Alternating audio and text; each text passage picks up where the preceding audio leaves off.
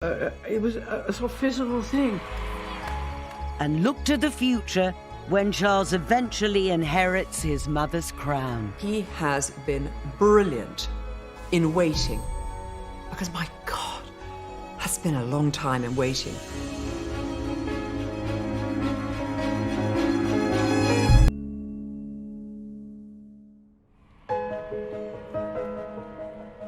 Queen Elizabeth II is the ultimate matriarch. At 93, she's Britain's longest-serving monarch. As a young woman, she pledged her life to one of service and duty. I declare before you all that my whole life, whether it be long or short, shall be devoted to your service. Today, she is one of the most powerful and respected world leaders. So how has the Queen managed to adapt to the changing decades? And what qualities will Charles need to make the crown his own? The Queen's discretion, I think, is her secret weapon. She very, very, very seldom puts her foot wrong. I don't think she would ever pull herself up to her full height. She's just not that sort of woman. And that, I think, is one of her secrets, actually.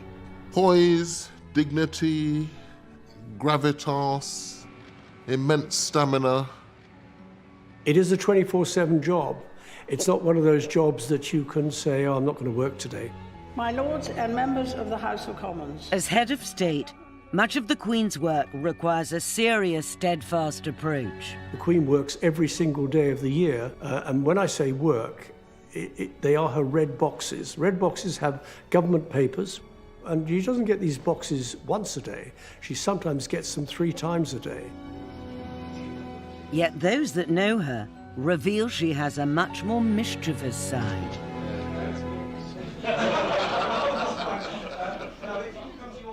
She's a wonderful mimic, and she can take all accents of things, and she's got a very good eye. I mean, she'll notice somebody, and she will, you know, after they've left or gone, she'll take them off.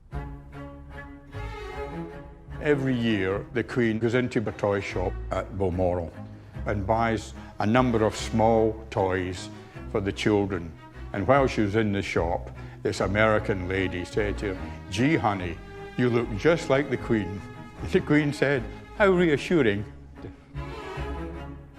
Royal photographer Ken Lennox has photographed the Queen for over half a century. He's seen how the Queen's dry sense of humour has carried her through some tricky situations. It's the Queen talking to her shepherd, which she did once a year, and he would relay to her how the flock had gone that year, and he would address her in a very, very thick Aberdeenshire accent. It actually has a name for the language called the Doric. And the Queen is laughing because she can't understand a word that he was saying to her. Central to the Queen is her sense of duty and service. And as guardian of nearly 1,000 years of British royal history, she knows the power that legacy wields. The magic of castles, carriages and crowns is enough to seduce any world leader.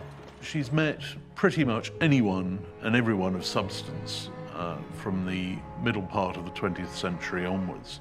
She is absolutely part of an international landscape in a way that no other world leader is.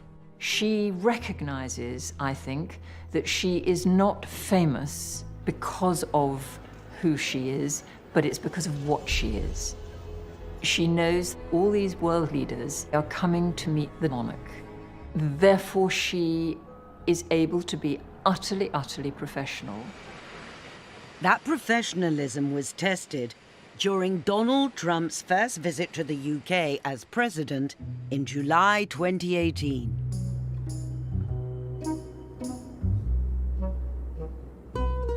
Either he's been very badly briefed or he's forgotten, so that when he meets the Queen, he doesn't bow as he should have done. And then when they're walking together, he walks in front of her. Nobody walks in front of the Queen. And yet the Queen seems completely unmoved by all of this and just sort of shoos him on a bit. Despite the protocol faux pas, the Queen got on with doing what she does best. They'd only allotted 20 minutes in the diary for this meeting. In fact, it overran by twice that length. It was a huge success by all accounts. She's always going to be the most important person in a room, but she doesn't have a sense of importance. One of her favourite jokes is if phone goes off, she says, "Oh, that must be somebody very important." So although she has a great sense of herself and, you know, she is the Queen, but she's still Lilibet. Lilibet Windsor was thrust onto the world stage with the sudden death of her father on February the 6th, 1952. A year later, she was crowned Queen, aged just 27. Despite being in the grip of post-war austerity, this was Britain's chance to put on a show. Britain in the early 50s, there is still rationing. It's drab, it's poor, people stand in queues, women wear headscarves. Prime Minister Winston Churchill famously said, "You can't have coronations while there are bailiffs in the house." So Britain had to look great. This couldn't go wrong. There was so much riding on it. It was a huge feat of organisation with 29 bands and 13,000 soldiers. There was a feeling that Britain now had to re-establish itself after war, after austerity, after the end of empire, and royal ceremonial is the best way of waving the flag for brand Britain. A huge wave of cheering travels with her, pouring along the Mall as though it would lift her and carry her on her way. On June the 2nd, 1953, up to 3 million lined the streets of London to witness the arrival of the new Elizabethan age. Waiting at the Abbey was 20-year-old Lady Anne Cook, today Lady Glenconner. I remember standing at the door, and suddenly we heard the roar, and we knew she was coming. And the roar got louder and louder and louder. And then round the corner came this golden coach. The colour and the music, I mean, it was like a sort of Disney film. I mean, absolutely unreal. Lady Anne had been handpicked to be one of the Queen's 6 maids of honour. We all had to be daughters of earls, marquises or dukes. And we were treated, rather fanciful perhaps to say this, like a girl band.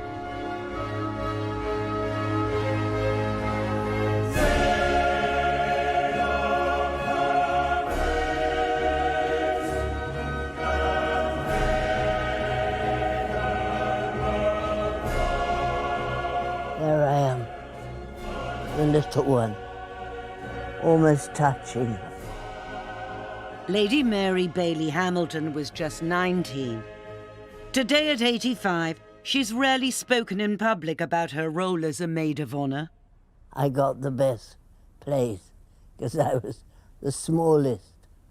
And she looked so young, and one thought, gosh, she's got so much responsibility. The maids too felt a great sense of duty. Nothing could go wrong to spoil the Queen's big day. Just in case any of them felt faint, they were issued with a bottle of smelling salts. I had my file of smelling salts in there, not that they did much good. I started to sway. I just, I couldn't see it. Everything was black. I mean, it was awful. I thought, oh my God, I cannot let the Queen down. I mean, I could ruin the whole thing. All the cameras, millions of people all over the world were watching it. Fortunately, one of the Queen's personal ushers, Black Rod, saw what was happening. Suddenly, I had this wonderful arm pinning me to the pillar at the back. He didn't luckily use his rod, but he used his arm. And he kept me, and it was just long enough for me to recover. Oh, here comes the great moment. I may say that crown weighs a ton.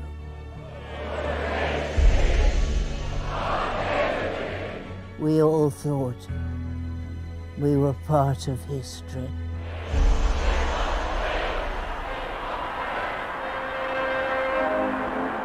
The noise, the love, it was a sort of physical thing. It more or less sort of hit you, you could feel it. This is the most marvellous thing I've ever done in my life. Look at that. Isn't that amazing? I was there. Extraordinary feeling. 300 million people around the world watched this thing. It was a moment when the nation really did come together. It was a real phenomenon.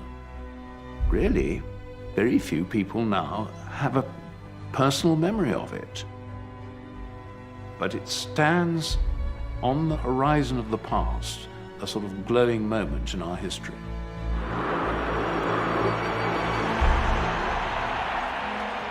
Since the coronation, the diminutive Queen has emerged as a giant on the world stage. She has met almost every world leader in the past 67 years, although not all were warmly welcomed. For the first and only time in her life, she actually hides in a bush in the palace garden to avoid her own guests.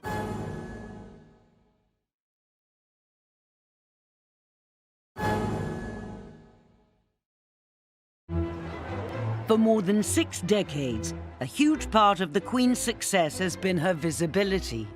Ever since the spectacle of the coronation, she's gone to extraordinary lengths to be seen. Not only in Britain, but around the world. The Queen's job is terribly easy and impossibly difficult. She has to smile and wave, and she's pretty good at doing that. But she also has to relate to her subject. She can't just be the gloved hand in the gold coach. She has to be seen, as she says, to be believed.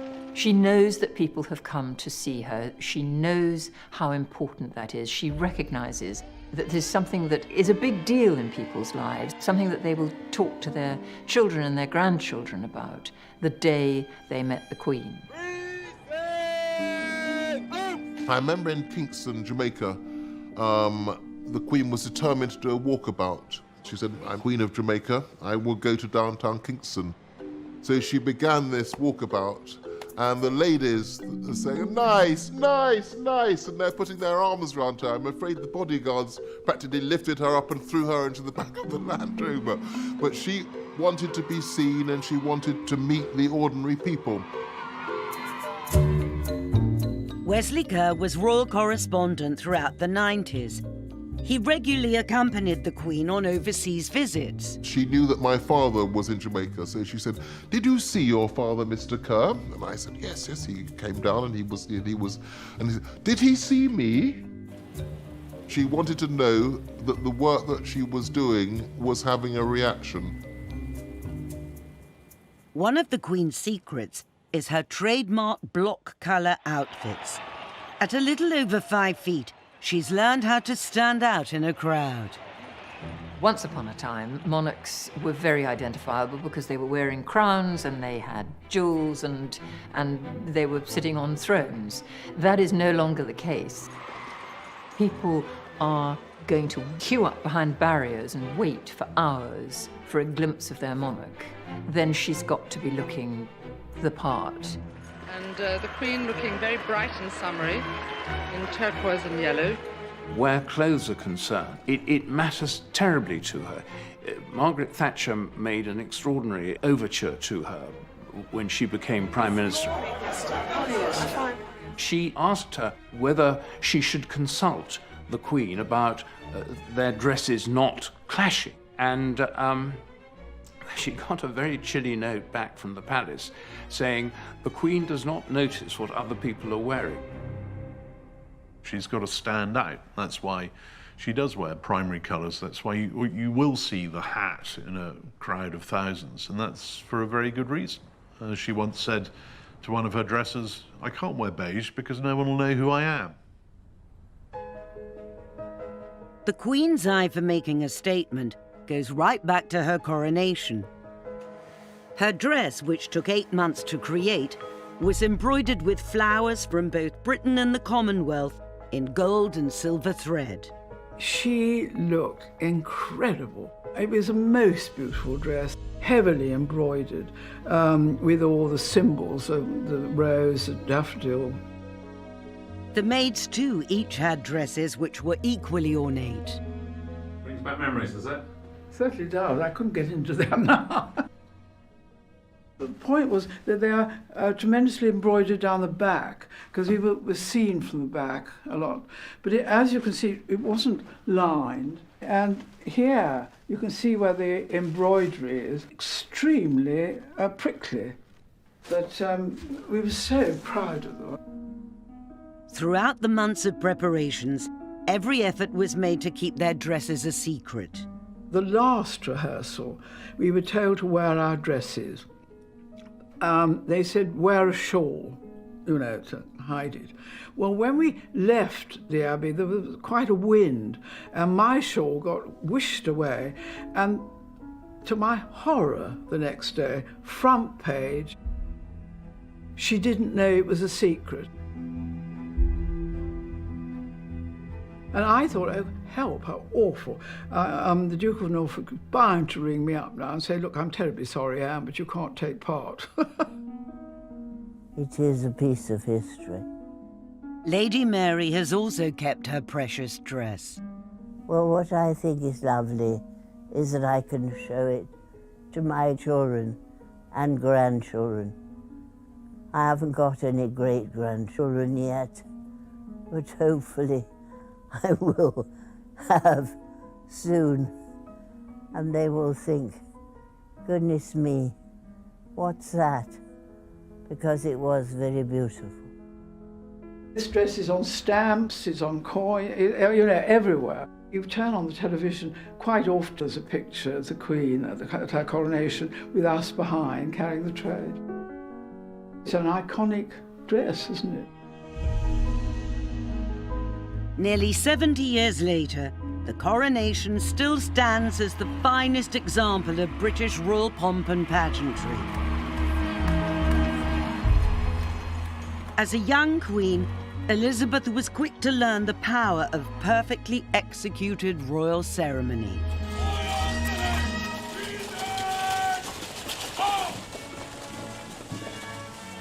It doesn't matter who you are as a head of state, it's still a very big deal to be invited by Queen Elizabeth II to be part of the great British royal pageantry, to be in a carriage with her, to be the guest of honour at a state banquet.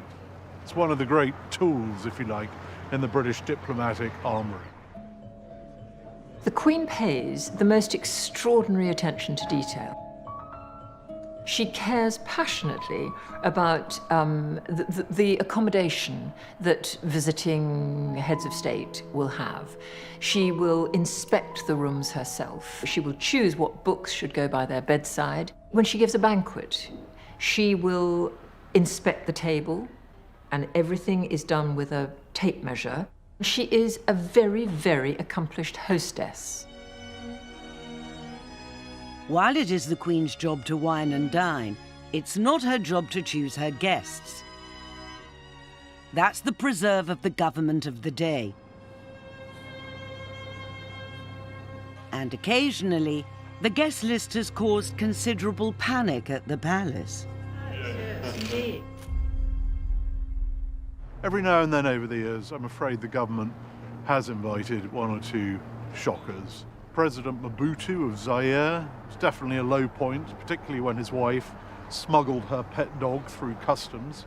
The Queen was very unhappy about that. But there was another state visitor who was even worse than the Mobutus. 5 years later, arrived from Romania, Nicolae and Elena Ceausescu, the nadir in the Royal Visitors Book. Nicolae Ceausescu ruled communist Romania with an iron grip for nearly 25 years.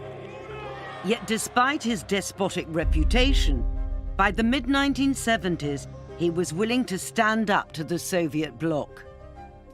The government think maybe this is a man we could do business with behind the Iron Curtain. He may be ghastly. In fact, we know he's ghastly, but let's get him here nonetheless. At the National Archives, Daily Mail journalist Robert Hardman has unearthed a stack of documents which reveal the worry that Ceausescu's visit caused. The press have started to question the Foreign Secretary, David Owen, and say, why are we inviting this monster to come to Britain? And here is a background briefing sent from David Owen's private secretary to the Foreign Secretary, and this is an extraordinary handwritten note at the top. Who did agree to this visit, writes David Owen. Did I? If I did, I regret it. Do you remember writing that? Well, I've read it. I certainly, absolutely, I think the answer is that, you know, at various stages you can technically stop it. But I mean, it's purely technical. I mean, the repercussions of blocking that visit would have been huge. Somebody asked me why I didn't mention it in my memoirs. I said, I'm trying to forget that it ever happened. Years later, it emerged just how much the Queen had disliked her guests. So much so that while walking in the gardens at Buckingham Palace, she made a very unregal quick exit. She once told a lunch guest, who in turn told me of the occasion when they were staying, and she took the corgis out for a walk in the palace garden, and she could see the Ceausescus coming the other way. And thinks, I can't face talking to them. So for the first and only time in her life, she actually hides in a bush in the palace garden to avoid her own guests. The Queen puts up with having many different people, but Ceausescu was too much for her. She made it quite plain. She didn't like that visit. Years afterwards, she would still refer to Ceausescu as that frightful little man. Despite the awkwardness of Ceausescu's visit, the Queen's decades of experience carried her through. But occasionally, some of her guests have tried to get a little too familiar. President Reagan put his hand on the Queen's lower back to escort her to the ranch. We all couldn't believe it.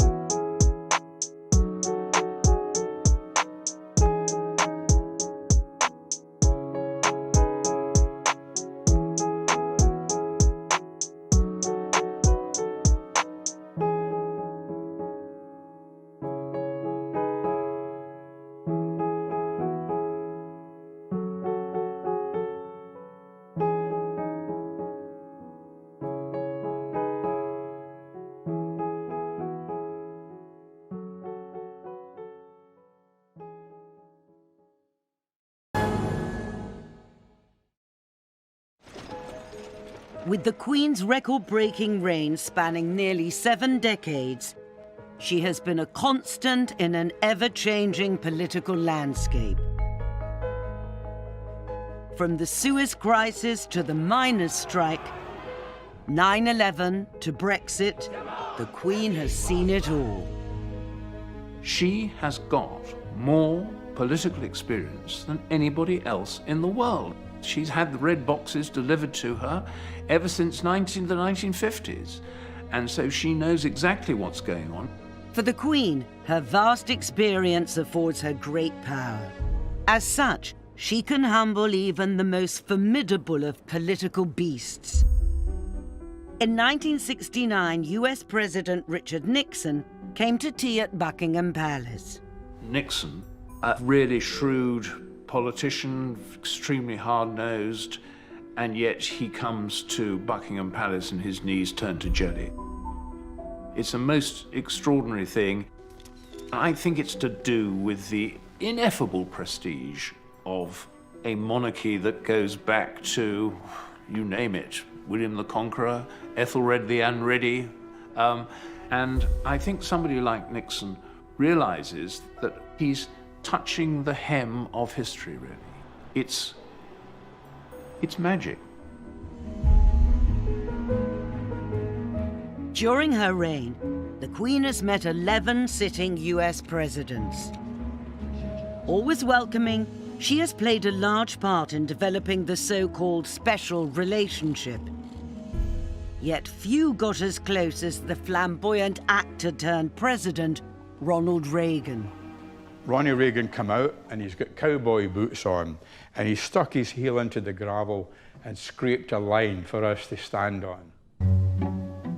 Ken Lennox was waiting at the Reagans' Californian ranch, just as the president got a little too familiar with the British monarch.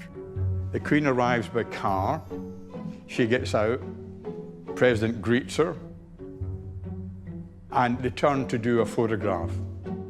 Snap, snap, snap, and they turn to go away, and President Reagan put his hand on the Queen's lower back. We all couldn't believe it. Reagan isn't the only US president to break the royal rules. In 2009, Michelle Obama caused a stir when she put her arm around the Queen. And President Carter raised a few royal eyebrows when he got rather intimate with the Queen Mother.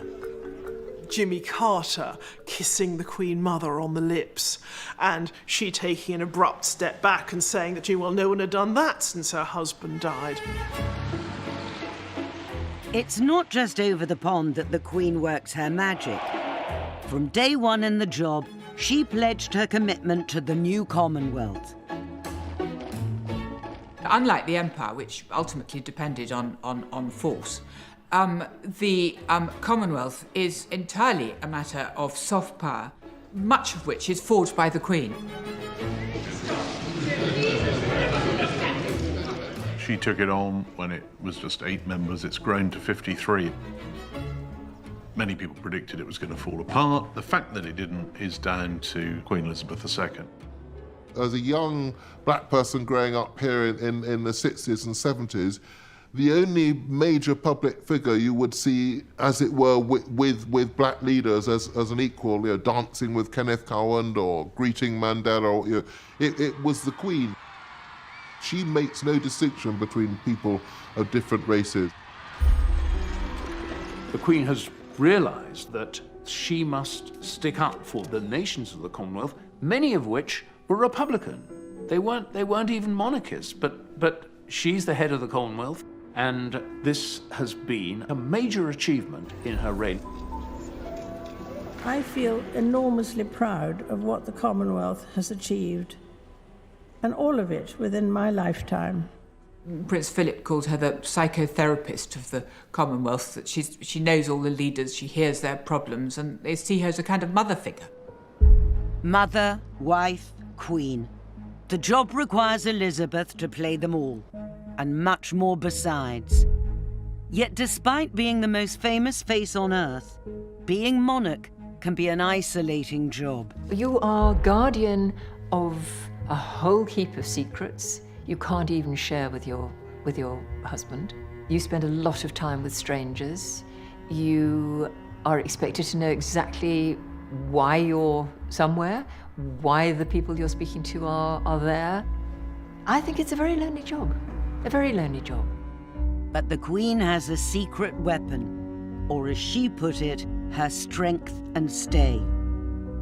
Prince Philip, her dashing naval officer whom she married in 1947, has stood beside, or more accurately behind her, for over 70 years. He's not the kind of man you'd expect to follow a few footsteps behind someone else. Very forthright, but he attended to the Queen. He represented her. He did everything that he could to help, and he calls her Cabbage, for goodness sake. Can you imagine calling Queen Cabbage? Ken Lennox was on the wrong end of Prince Philip's forthright approach when he tried to photograph him twice in one day. He spotted me out the side of his eye, turned his head round, marched over to me and said, "Has my face changed so bloody much in 4 hours that you need to re-photograph it?" I just stood there, petrified.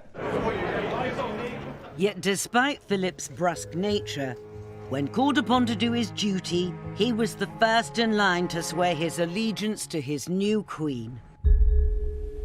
Philip, Duke of Edinburgh, who with his hands between the hands of the Queen becomes her liege man of life and limb.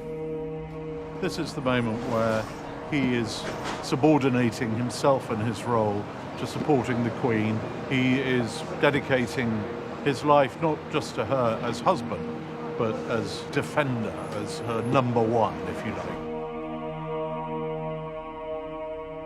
The Duke of Edinburgh, I think, wanted to make the coronation wonderful for the Queen, looking after, but he was a bit fussy. We had been trained absolutely by the Duke of Norfolk. We knew exactly what to do. But I remember him coming out, saying, "Anne, you better lift that up or do something, you know." And he wanted, I think, to be part of it, you know. And secretly, one was sort of thinking, "Oh, do wish he'd go away, you know." we know what to do.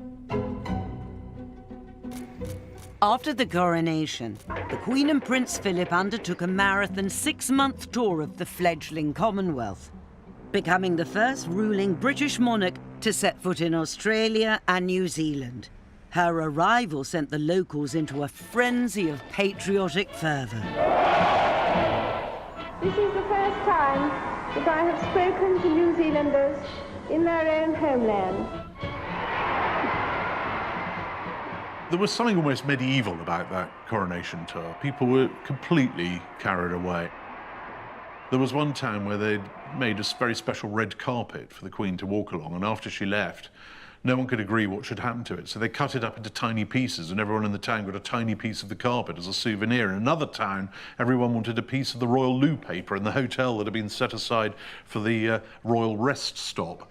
So each person who queued up, and they queued for a very long time, was each handed one sheet of loo paper.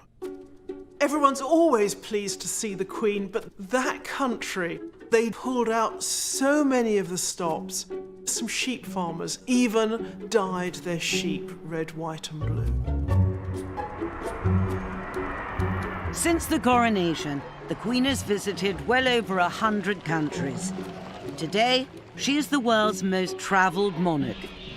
To an outsider, it might look like a dream job, but those in the know tell a different story. The royal tours are so organised, you wouldn't believe it. And it's minute by minute. I'm not exaggerating. 9:46, the Queen will arrive to open a new station. 9:49, the Queen will meet the Lord Mayor of such and such. 9:53, the Queen will get into the Royal Land Rover. 9:57, she'll arrive at the park. She will stay at the park for approximately 9 minutes and will receive a bouquet, and so on and so on. It's minute by minute. It's hard work, it's relentless work. I remember in 3 weeks in the Caribbean, she never seemed to sweat. Or I think perspire would be the word, or glow perhaps. She never glowed, never seemed exhausted. With so many people to meet and greet, sticking to the programme is essential. And while the Queen has learned to take her timetable seriously, there have been other royals who haven't always played by the rules. It's very important in these circumstances you do not panic. Linda Chalker was Minister of State for Africa and Overseas Development between 1989 and 1997.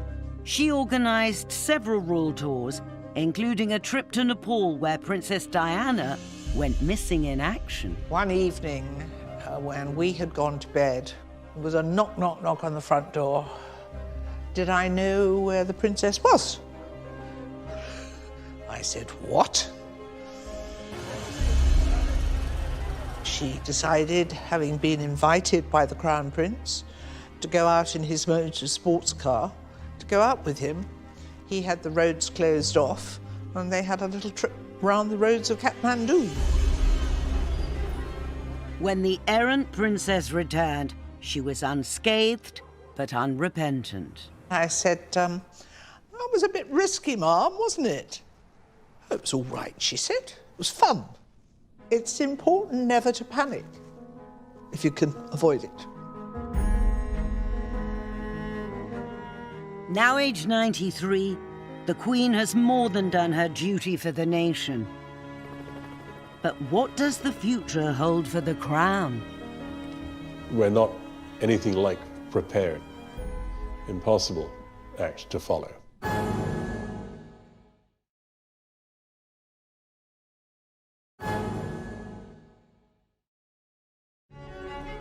Castles, crowns, and corgis. Holding the top job comes with an array of perks. But for the Queen, none of them meant as much as her beloved royal yacht. Dating back to the restoration of the monarchy with Charles II, there have been a succession of royal yachts. And on the 16th of April, 1953, a crowd of over 30,000 braved the heavy rain to watch the Queen launch number 83. I name the ship Britannia. Sleek and elegant Britannia hark back to an era of great British maritime power. Britannia had an amazing serenity, rather like a small version of those old Cunard liners. And the Queen and the Duke particularly loved it because it was the only one of their many homes that they themselves had chosen the furniture for. The Royal Drawing Room, like many rooms on Britannia, has several pieces of furniture from the Victoria and Albert. It has duck-egg blue walls and a hyacinth blue carpet. Britannia really was a genuine home for the royal family. It could give them freedom, a sense of not having to worry who was looking around the corner. The Queen put it to her crew. She used to say, it's the one place where I can be myself. It was a very important part of all their lives. In her 44 years of service, Britannia would carry members of the royal family on nearly 1,000 trips all over the world. For me, from the household perspective, Britannia was a very welcome floating office. You know, you could catch up on your paperwork, you could make phone calls, you could get your laundry done, you could regroup. Really was a little piece of Britain coming into the harbour. Lots of business deals were done on that ship, lots of receptions were hosted. It was a fantastic place for her to relax, but it was also a brilliant example of British soft power. Everybody wanted an invitation aboard. So if Britannia stopped in your country where you were the British ambassador and you were able to ask people for a drink on Britannia, everybody would turn up. I remember President Yeltsin came and showed a huge reluctance to leave. He thoroughly enjoyed his dinner and I think quite a lot of the wines as well. And would have gladly, I think, sailed with us to Finland if he'd had half a chance. Former Foreign Secretary David Owen also remembers Britannia's power to woo. In 1979, he was on board during a tour of the Gulf when the Queen hosted a dinner for King Khalid of Saudi Arabia. It was a terrific evening. He thoroughly enjoyed himself. You could absolutely see this. And when it eventually came for him to go, I mean, it was quite late. And then we suddenly saw a walking stick where he's waving it. And as he went away, he saw 100 yards, 200 yards, 1,000 yards. And he was still waving his stick. And he had the time of his life. So there's no doubt about it that it gave the monarch's visit something very special. After 4 decades and over 1 million nautical miles, the aging yacht was proving too expensive to run. So on December the 11th, 1997, at Portsmouth, Britannia was decommissioned. It was a freezing cold day. We were all on the quayside, and there were several thousand former crew members and their families there, as well as the royal family. We were all in tears. It was the greatest vessel in the world. William Evans spent 6 months crewing on the yacht before becoming Lord Louis Mountbatten's valet. All the royal family were at the end in the marquee, the whole lot, everybody was there. Everybody had tears in their eyes. The Queen was streaming with tears. I knew she was upset. She wouldn't show it if she could help it, but she had a tear. She loved it, you see, the freedom.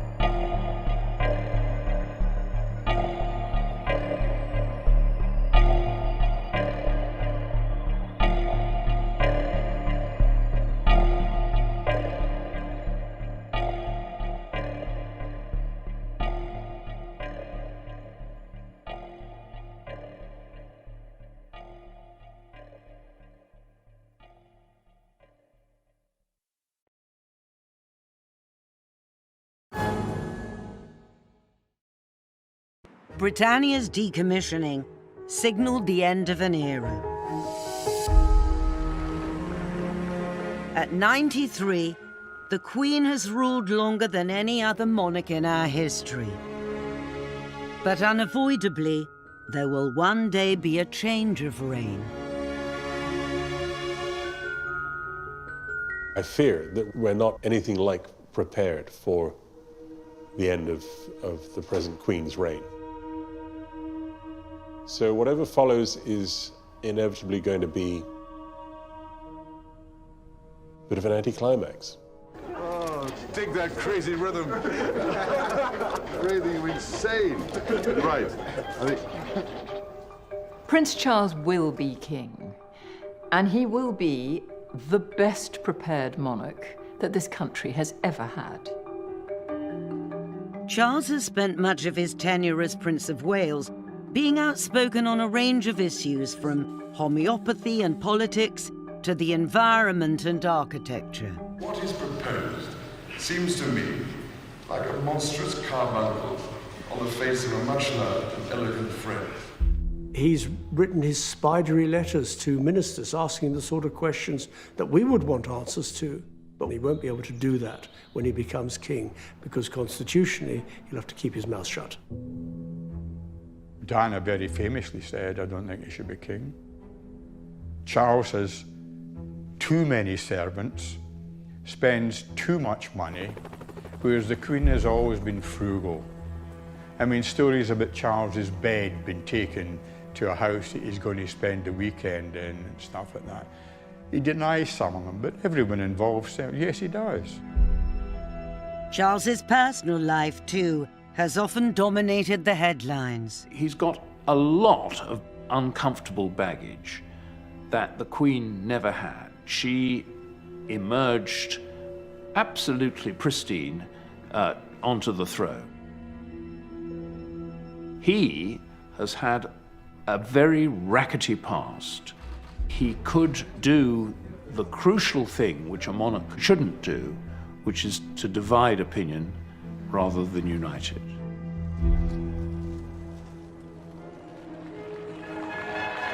But in recent years, Charles's image has undergone a transformation. Now happily remarried, today he seems to be enjoying life. I think the nation has changed in its attitude towards Charles. Years ago, we wrote him off as a nutter who talked to his plants. That today, he is in a really good place. He has once again got back his joie de vivre. Aha. There'll be snow. He laughs again, he jokes, he's relaxed. The potential for a few flurries over Balmoral. Who the hell wrote this script? And I think that makes him a much better prince, and a much better father, and a much better man all round.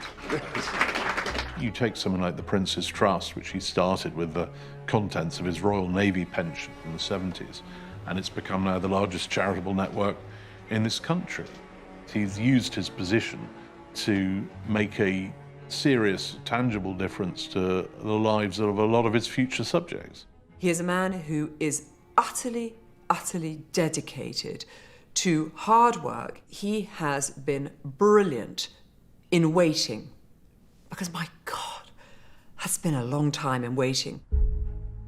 Despite Charles's preparedness, he still might have a while to wait yet. I mean, the Queen Mother lived to good old age, and I think the Queen will too.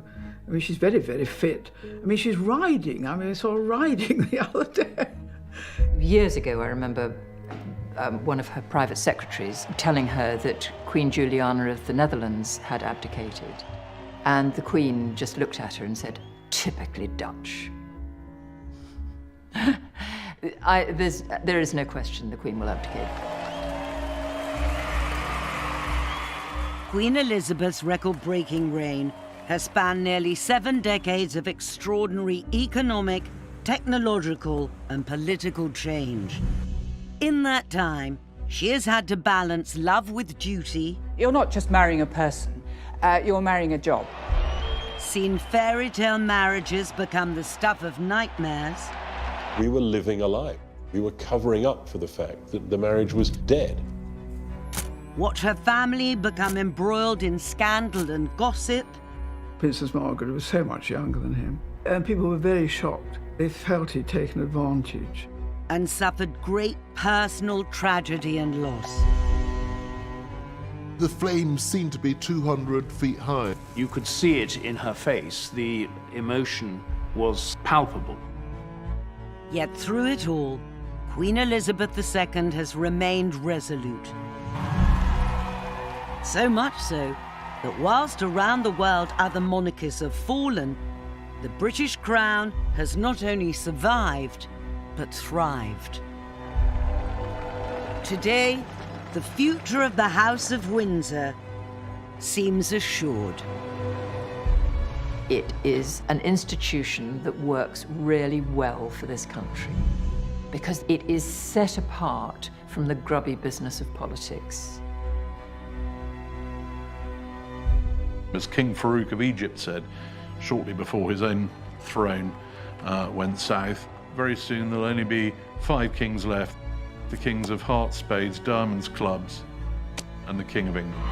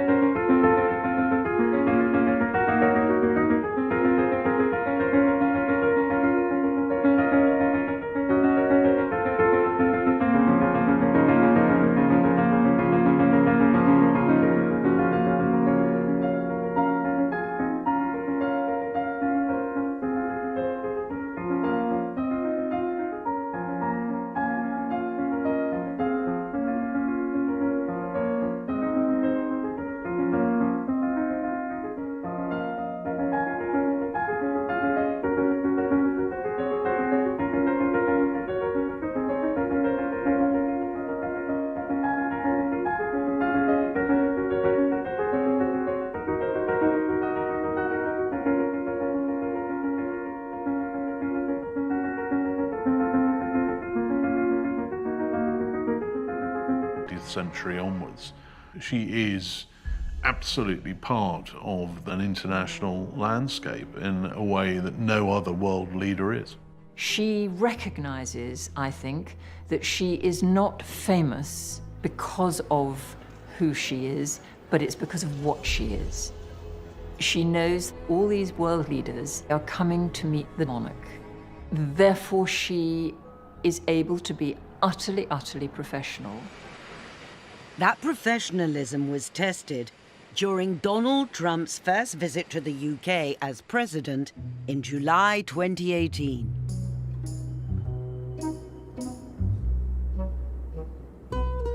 Either he's been very badly briefed or he's forgotten. So that when he meets the Queen, he doesn't bow as he should have done. And then when they're walking together, he walks in front of her. Nobody walks in front of the Queen. And yet the Queen seems completely unmoved by all of this and just sort of shoos him on a bit. Despite the protocol faux pas, the Queen got on with doing what she does best. They'd only allotted 20 minutes in the diary for this meeting. In fact, it overran by twice that length. It was a huge success by all accounts. She's always going to be the most important